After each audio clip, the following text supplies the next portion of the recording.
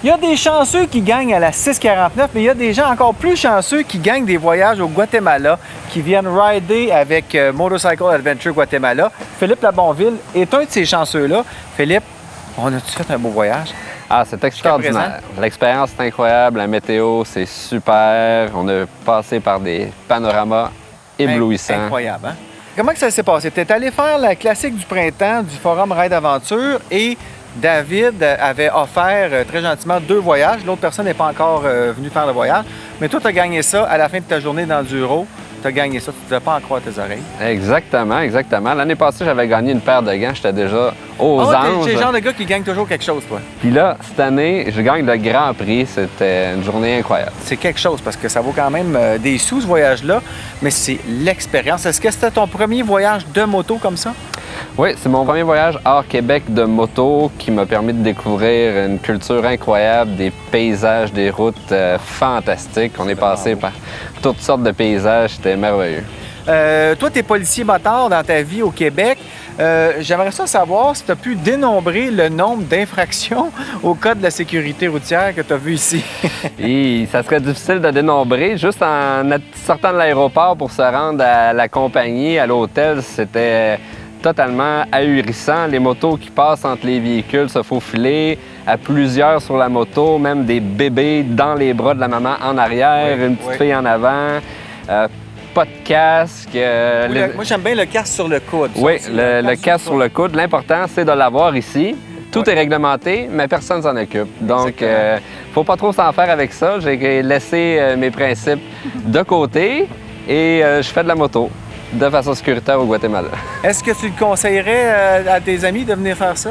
Ah, absolument. Tout le monde que je connais, avec qui je fais du double usage, pourrait faire cette expérience-là. Puis quelqu'un qui a les bases de moto avec une connaissance un peu de la gravelle, comment ça se passe, c'est un voyage absolument incroyable, dépaysant, la culture, les paysages, les routes. Ça fait changement du Québec. C'est merveilleux. Ça fait changement. C'est beau rouler au Québec, mais aller dans un autre pays, c'est une autre expérience.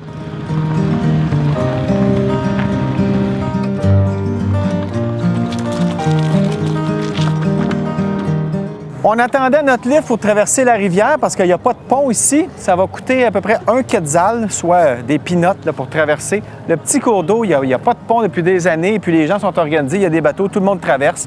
Et c'est vraiment pas long. Mais il faut mettre 5 motos sur la petite barque qui est là. On va voir ça.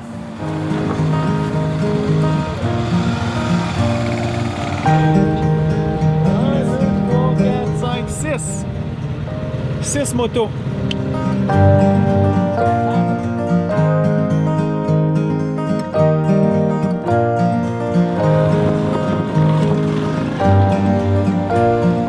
Avec nous sur le groupe, on a un gars pour qui les barrières, ça n'existe pas.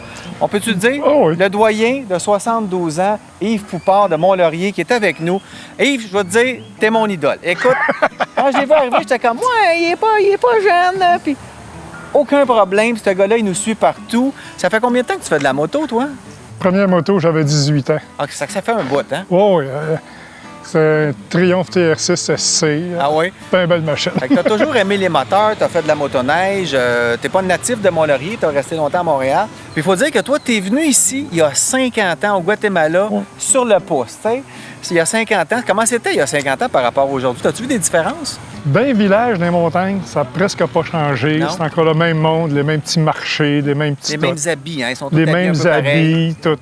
Quand tu descends où c'est plus touristique, Ouais. là, ça paraît qu'ils ont développé le tourisme, Ouais. puis qu'ils ont les hôtels plus luxueux.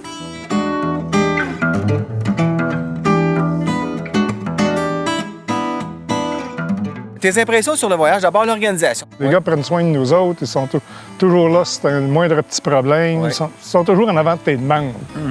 Tu as même eu la moto que tu voulais avoir à peu près la même moto que chez vous, puis ça a donné qu'il y en avait une. Oui, il y a quelques petites différences. La mienne est injection, là, est à carburateur. Fait que dans les hautes montagnes, ça rote un peu plus, mais il s'agit juste de s'habituer, puis ça roule très, très bien. Qu'est-ce qui t'a le plus surpris sur la route? Y a-t-il des choses qui t'ont marqué dans le voyage? Oui, la route. La route en tant que... La route, parce que c'est assez rough, là, faut dire. Oui, c'est un fond très dur. Oui. puis avec des fois, tu as de la petite roche dessus ou du sable. On dirait que des fois qu'on roule sur des billes. C'est vrai qu'il faut vraiment être prudent. Il faut être prudent, il faut faire attention dans tous les tournants. Ils disent pas si c'est un tournant normal ou c'est un U-turn, tu sais. Une flèche, ouais. Yves, si tu avais à décrire le Guatemala à un de tes chums quand tu reviens, comment tu vas dire ça? Je dirais que les paysages sont à couper le souffle. Les ravins, ils ont arrêté le cœur, surtout dans les petites routes.